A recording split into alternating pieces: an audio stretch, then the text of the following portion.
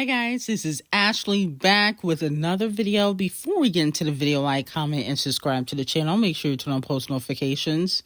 Nicki Minaj shuts down Dreamville and gets Cardi B shelved yet again. And then on top of that, Thee Stallion is caught mocking Nicki Minaj but couldn't respond to Bigfoot.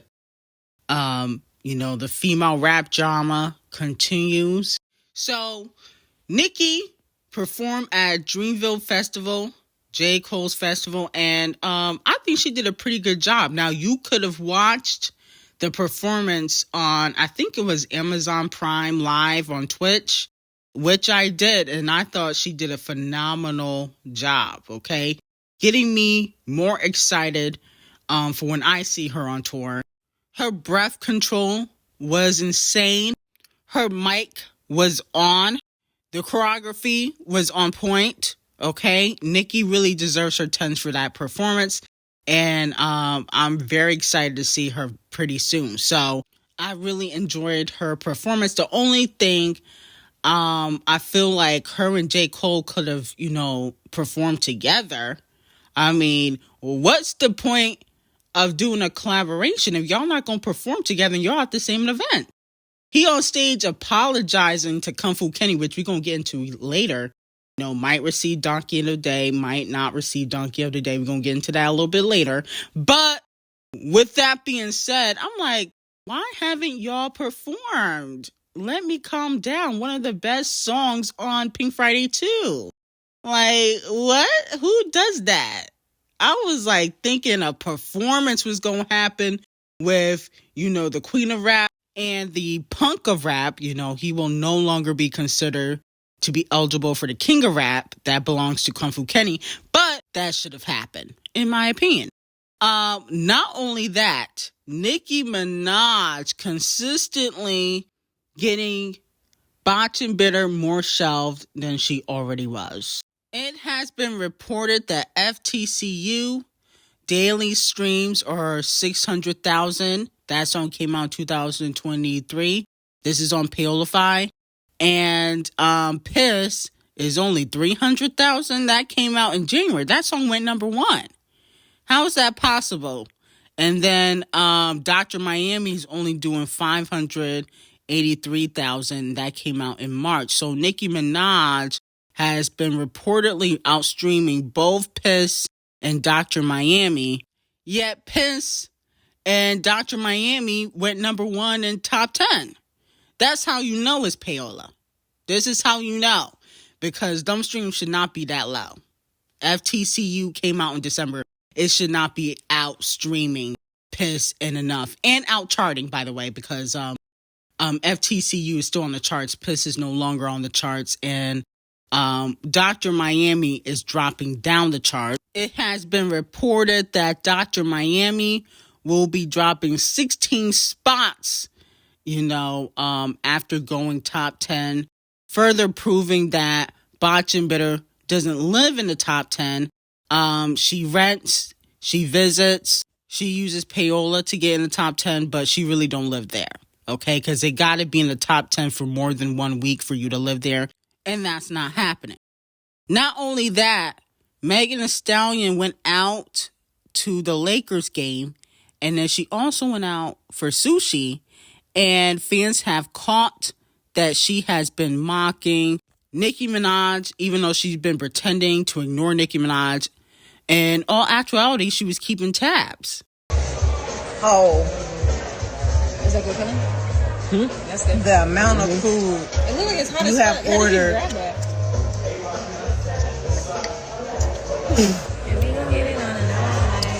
Now she's mocking, I think it was when Nicki was talking on Bigfoot, and Nicki Minaj says this. Ho, the things that you've lied about. Meg looks like in the video that she probably already had drank 2 bottles of Hennessy, so I think she was drunk. And I do feel like Bigfoot has impacted Megan secretly. Okay, she probably don't want to admit it. The truth always comes out. She was pretending how she was unbothered. people on social media were saying, oh, Meg ain't worried about Nicki Minaj, ha ha ha, Megan's Law, but clearly she was bothered. And Bigfoot, to me, was fire. Y'all was saying how it's trash, but it's very memorable for it to be trash. Okay? And maybe she's a fan of the song, too. She could have been like, wow, that was a pretty good diss record. She got me. So let me know how y'all feel about that. Now, moving on to Doja Badu. Fans want Doja Cat to help save Saweetie's career and give her a top 20. You know, Saweetie previewed a sneak peek of her next single on Instagram. Ooh, got that 90. How she walk through swinging that body, yelling, who gon' stop me? You ain't got the time to clock me. Now, they collaborated, I think it was for the Best Friends record. That went like top 20. And that was the last hit Saweetie had, no shade. So maybe another Doja Cat feature would definitely help her. But I'm being honest with you. I'm going to look at Doja a little bit sideways. I mean, no shade. You gave SZA a trash verse for Kill Bill. And you didn't hop on Cowgirl, but you'll hop on this. So I'm sorry. I don't think Doja should do another song with Saweetie. If she do, she might have to receive Donkey of the Day for that. You know, Saweetie's not as talented as Nicki Minaj. For you to turn out Cowgirl or hop on this is just blasphemy. So I'm going to look at Doja a little sideways if that happened. Now, moving back on to Botch and Bitter, Missy the Icon sends Botch and Bitter some words of encouragement. She's part of the mumbling and cackling crew.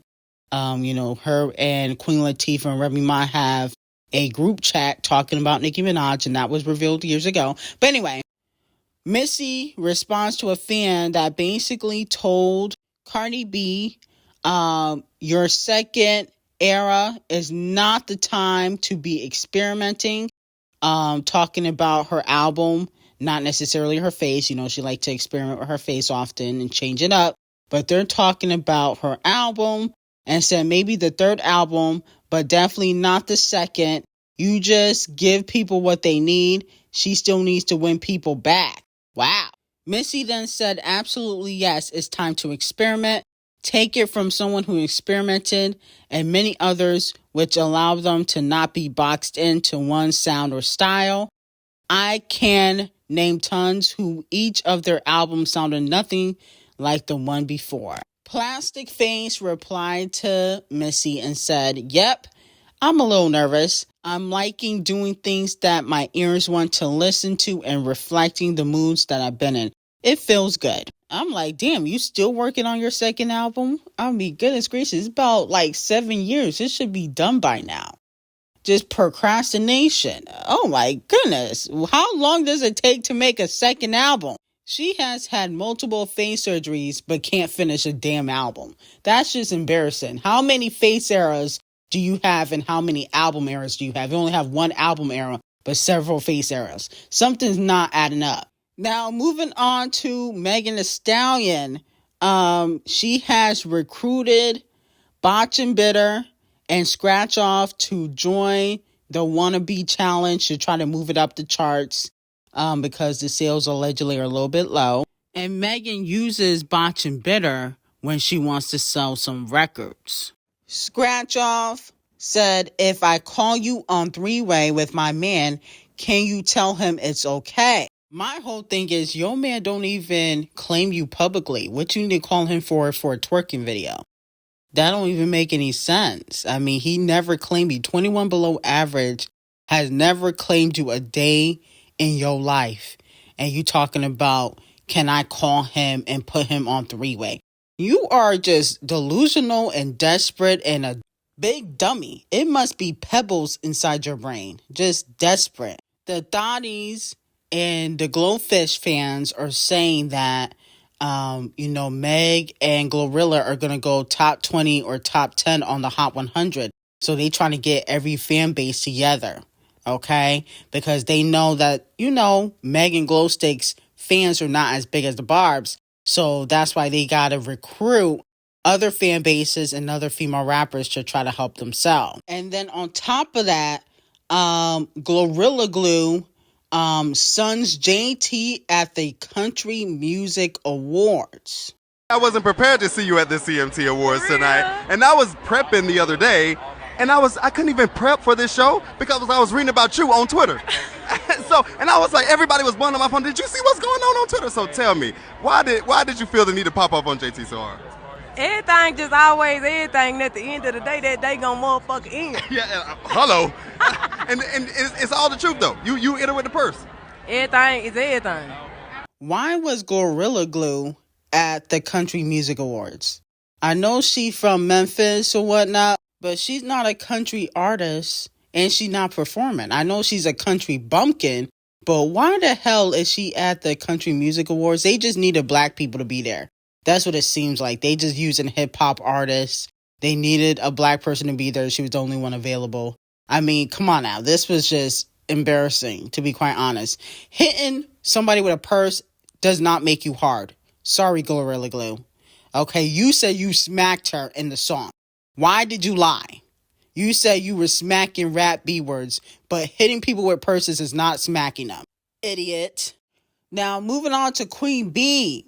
The Queen of Music goes #1 on the Payola 200 album chart with Cowboy Carter, 400,000 or 407,000, 300 million in on-demand streams, 168,000 for per sales. Wow. So congratulations to Queen B. Also, all 23 tracks on Cowboy Carter, I think it's 23 or 27, but they're saying that I think, Queen B added some songs, so it could be 27, but they're saying all 23 tracks were eligible to debut on the Hot 100. And then also Queen B has now debuted at #1 on the Payola Board 200 album chart with each of her first 8 solo studio albums. Oh, wow. I didn't even realize Queen B put out 8 albums. That is crazy. Okay. And she has went #1 for each. Can Rihanna say the same? Probably not. No shade. But with that being said, I thought Cowboy Carter was a good album. No shade. I feel like that was one of the, best albums to come out of 2024. Okay. One of the hottest albums out, so it's well deserved. Now, Pissy Face Carisha goes off on social media after getting served at one of her club hostings, and allegedly the lawsuit has to do with Diddy and not her. She tweeted, "I'm tired of the internet and people effing with me every day. Trying to serve me some papers over merch that I'm not selling is lame. Like, everybody want to go viral so bad. Let's go viral. I'm tired. Like, take y'all ass the F on." Here's the thing, Carisha. When you play with pigs, you get dirty. Pissy Face Carisha is facing the consequences of being attached to Diddy. Okay? And so she's acting like she's completely innocent, and unfortunately you are not, because your name was dropped in the lawsuit too. Okay? But at the end of the day, you're close to Diddy, so of course they're going to serve you the papers because they know you're going to give it to him. Maybe next time, instead of worrying about, a billionaire paying your bills, maybe you want to use your talent to pay your bills instead. Okay? But unfortunately, you don't really have that much talent, so I know that's hard to do. Moving on to Punk J. Cole. Like I said before, Kung Fu Kenny won the battle. Y'all was trying to say, no, he didn't. No, he didn't. This was just a warning. Well, guess what? J. Cole has apologized to Kung Fu Kenny for the warning and wants to make amends. Okay? Let's take a listen to what he said at, his festival yesterday. So I say all of that to say, in my spirit of trying to get this music out, I ain't gonna lie to y'all, I moved in a way that was that I feel spiritually feel bad on me. Like I try to like jab my nigga back and I try to keep it friendly. But at the end of the day, when I listen to it and when it comes out and I see the talk, that shit don't sit right with my spirit. That shit make me feel, that shit disrupts my fucking peace. So what I want to say right here tonight is in the midst of me doing that and in that shit, trying to find a little angle and downplay this nigga's fucking catalog and his greatness, I want to say right now tonight, how many people think Kendrick Lamar is one of the greatest motherfuckers to ever touch a fucking microphone? Dreamville, y'all love Kendrick Lamar, correct? As do I. So I just want to come up here and be like, publicly be like, bruh, that was the lamest, like, goofiest shit. And I say all that to say, it made me feel like 10 years ago when I was moving incorrectly. And I pray that God align me back up on my purpose and on my path. You know what I mean? I pray that my nigga really didn't feel no way. And if he did, my nigga, I got my chin out. Take your best shot, I'm gonna take that shit on the chin, boy. Do what you do. You know what I mean? Like, all good. Like, it's love. Told y'all he lost. Y'all was saying, oh no, Ashley, it was just a warning. It was no damn warning. It was whack. It was a whack 7-minute diss track. And because it was so trash, now he's apologizing. I told you, Champagne Thickums and J. Cole, they really don't want to smoke with Kung Fu Kenny. Okay? Kung Fu Kenny will destroy them. Jay Electronica apologized to Kendrick Lamar a few years ago, and now we got J. Cole bowing down. Okay? Proof that nobody really wants to smoke with the king of rap. And like I said before, Kung Fu Kenny got 1 point. Punk J. Cole got 0. And the beige BBL boy, Champagne Thickums, got -15. Okay? Because Champagne Thickums definitely should have replied. I mean, goodness gracious, what's taking you so damn long? So I had to deduct some points from the 0 that he already had. But anyway, Kung Fu Kenny won. Like I said, he did. Kung Fu Kenny is the king of rap. Champagne Thickums is the king of surgery. And J. Cole is just a punk. Okay? You didn't want to smoke. I don't care if y'all was friends behind the scenes. You didn't really want to smoke. And you knew that. And that's why you apologize. But anyway, who do y'all think from female rap will apologize for dissing? Since, J. Cole trying to do the, male rap unity, maybe we can get some female rap unity. And maybe the female rappers will apologize for dissing. Who you think will apologize first? Botch and Bitter? Mag the Pass Around? Nicki? Glow Stick? Who do y'all think will try to push female rap unity? But anyway, I got some hot tea on Patreon. Link will be in the description. And have a great day.